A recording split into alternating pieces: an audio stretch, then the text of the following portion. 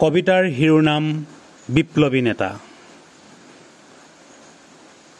ৰচনা মুনীন্দ্ৰ লাহন।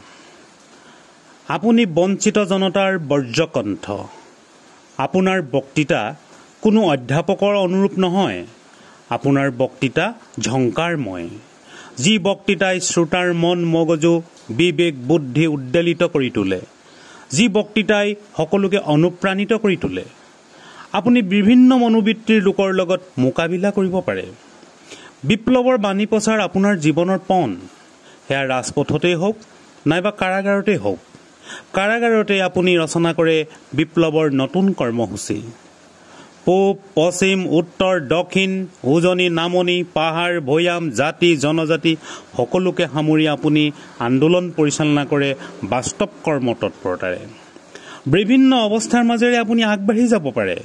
অগণিত জনতাৰ হৃদয়ে হৃদয়ে আপোনাৰ ছবি।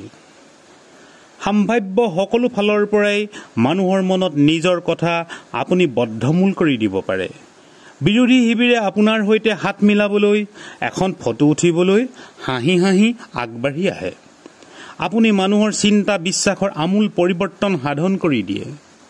আপুনি জনতাৰ ভাৱাবেগৰ প্লাৱন সৃষ্টি কৰিব পাৰে। আপোনাৰ ওচৰত সকলো বিৰোধী শক্তি চূৰ্ণ হৈ যায়। আপুনি নিজৰ সংগী সাৰথীসকলক সংশোধন আৰু সংস্কাৰ কৰাত সিদ্ধহস্ত। অনুগামীৰ মনত বিপুল উদ্দীপনা আৰু দৃঢ় সংকল্প সৃষ্টি কৰিব পাৰে। শত্ৰুসকলক বন্ধু আৰু বিপদগামীসকলক সুপদগামী কৰাত আপুনি সদায় সফল। বিৰোধীৰ সকলো যুক্তিজাল ছিন্ন কৰি সিহঁতৰ নৈতিক শক্তিক ধ্বংস কৰি দিব পাৰে। খাটি খোৱা জনতাৰ আপুনি প্ৰাণৰো প্ৰাণৰ, আশাৰ শেষ ভৰসা।